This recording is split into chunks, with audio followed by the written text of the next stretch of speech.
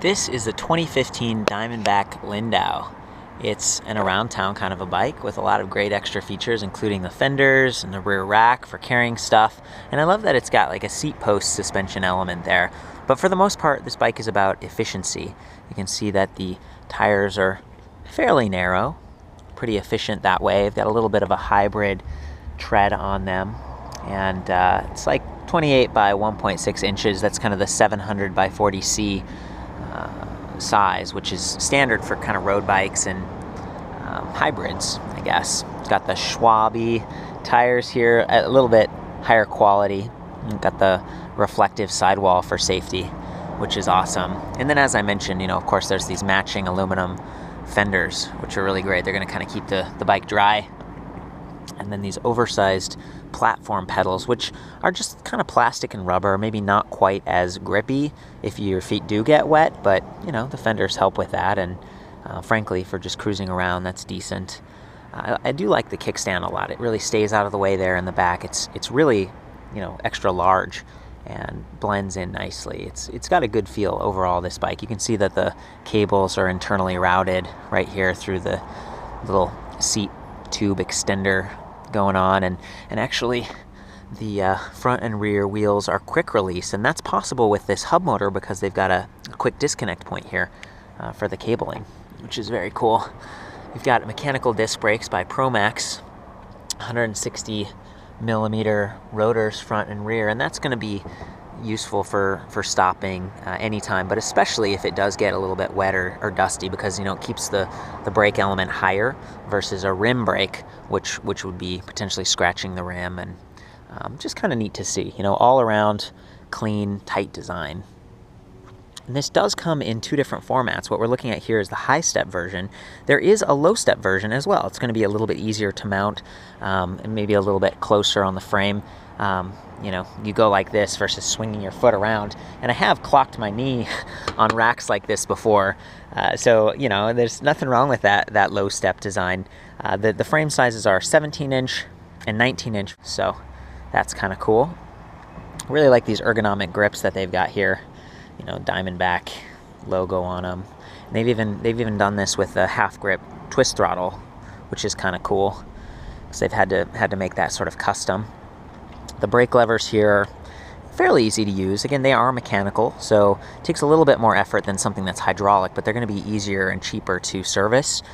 And these brake levers actually have like a cutoff switch in them, so that when you activate the brake, it cuts off power to the motor. And that's really good for using pedal assist, because you might have stopped pedaling and there's usually a little bit of a delay from when the motor stops.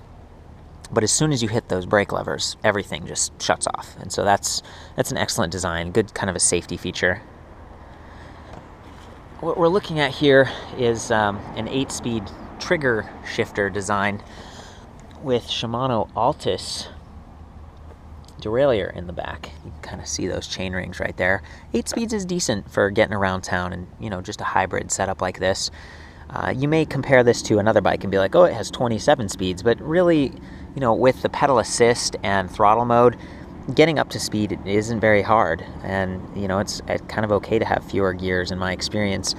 And it definitely saves maintenance, because one of the things that goes out of true is your front derailleur. It adds a lot of complexity, and it also means you have to have a longer chain. And when you have a longer chain, it can fall off more easily. So you get the picture. It reduces the complexity of the system. Probably keeps it a little cheaper too. But they haven't skimped on that front ring. You'll notice that it's got two sort of sidewalls there, and that keeps the chain on track. That's a chain guide. And then this metal piece, that's an aluminum alloy bash guard. So if you hit a curb or something while you're riding the bike, it's not gonna chip the teeth on that front sprocket. So it's good stuff all around. Like, that's a great design, and I love that they've got this, tight chain guard as well, which is gonna keep your pants and stuff from getting greasy or snagging on those teeth. Good stuff. Kind of what you'd expect from Diamondback. It's a company that's been around for a long time, and what they've done in this case is actually partnered with Curry Technologies and TransX, and these guys have been working and building electric bikes for like 10 years.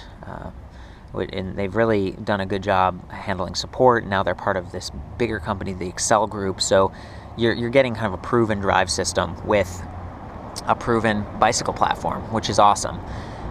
The motor itself is a 500 watt direct drive gearless hub motor. The negative part of that is it's a little bit heavier. The positive, though, is it's smooth, it's very quiet, and it's very durable. There aren't gears inside turning and you know, kind of interacting with each other and potentially wearing over time. It's just a bunch of magnets and an electromagnet that turns on and turns off and powers it. So that's really cool. I actually really like the design. The battery that's powering this thing is a 48 volt, 8.8 amp hour lithium ion pack, and it is removable. So you can, you know, unlock this thing. There's this handle, it's even got magnetic bits there, and you just kind of pull it out like this. Yeah. And there it is. You know, you can take this inside with you and charge it in a warm environment. Not too hot.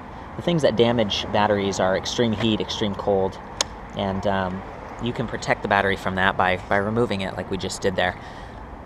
And the other thing is it reduces the overall weight of this bike. This bike weighs about 55 pounds, so it's not super light.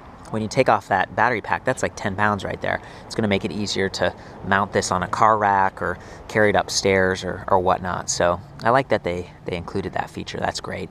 And of course the rack back here, it says maximum 25 kilograms worth of weight. You know, that's enough to put a bag on the back or maybe some panniers, and there's these bungee cords built right in, so you can strap something down real quick, like an egg crate basket or whatnot if you were using this at school. It's a solid bike. It's definitely great, but the downside of this design is that there's so much weight in the rear. It's a very rear heavy design, and that wouldn't be ideal for like off-roading, mountain biking and stuff, and frankly, it's ideal to have low and center weight. But when you do that, and you don't have room for the water bottle mounting point right there, and you also don't have that rack, and it tends to be more expensive, and so and harder to do if it's the low step version. So really, I mean, this is it in terms of rear mounted batteries, this is kind of as good as you can get, and so I feel like they've done a decent job overall with that. And I like that you can see that some more cables have been internally routed. So just all around, done a good job with this bike. I think I might be ready to kind of show you how it operates. There's that seat post suspension. That's nice, extra wide saddle. It's going to give you a little bit more comfort. Let's see, to turn it on, you press this power button right here, and then the display lights up. It starts off telling you your speed and your battery level and your drive mode. So right now we're in throttle mode, which means you just turn the throttle and it'll go 20 miles per hour top speed. Well, you can also use this cycle button and it'll cycle down to level 1, level 2, level 3, level 4. So there are 4 levels of assist, and those assist levels use this cadence sensor. It's got 12 magnets on it, so anytime one of those 12 magnets passes a sensor, it tells the motor to go, and as soon as it stops sensing magnets, it tells the motor to stop. So it's actually fairly responsive for this kind of technology. It's not quite as responsive as a torque sensor or like a really advanced speed and cadence sensor, but it's for what it is, it's pretty good. So let's see, hop on here. I'm just gonna start off in pedal assist mode and see if you can hear the motor and watch for how it activates.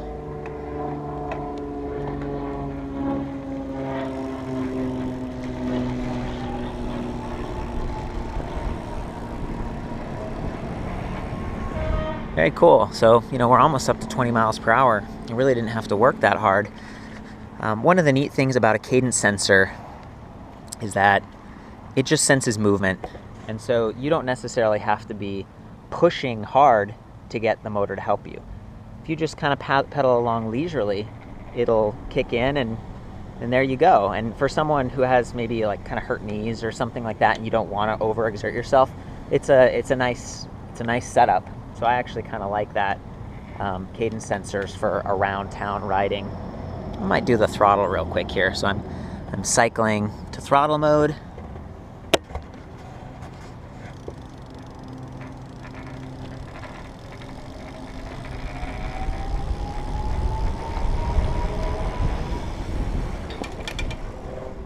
Wow, yeah, it's super quiet, real smooth.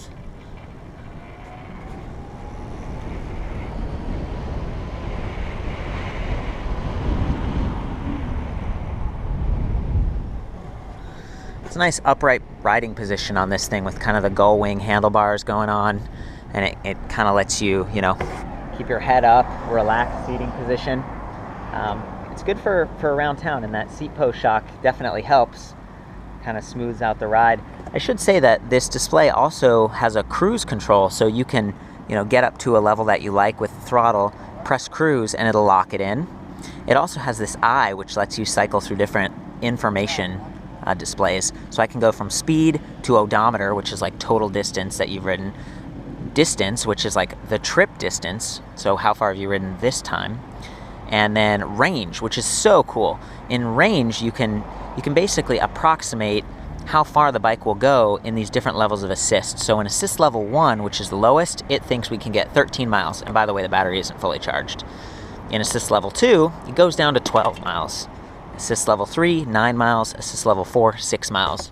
So you can kind of see, like, it's dynamically approximating how the bike will perform. And of course your weight and the terrain and everything kind of plays a role, and it's not smart enough to like factor all of that stuff in. Like, it doesn't know where you're going to be riding, but it's nice to have an idea so that, you know, if you're riding in level 3 and then you see, oh man, I've only got a few miles, you can kind of drop that assist level down and make sure you get home and you aren't stranded.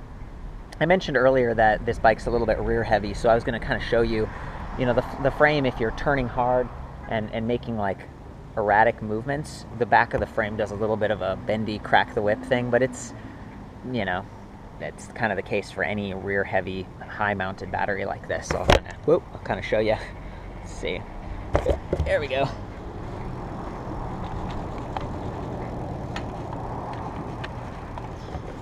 You know, I'm purposely shaking it here, but I just want to give you some idea that, you know, the frame is semi-flexible. So yeah, that's the Diamondback Lindau. It's about $2,500, available 2015. Pretty solid bike. For the full write-up on this with specs and pictures and other electric bikes, I'll see you back at ElectricBikeReview.com.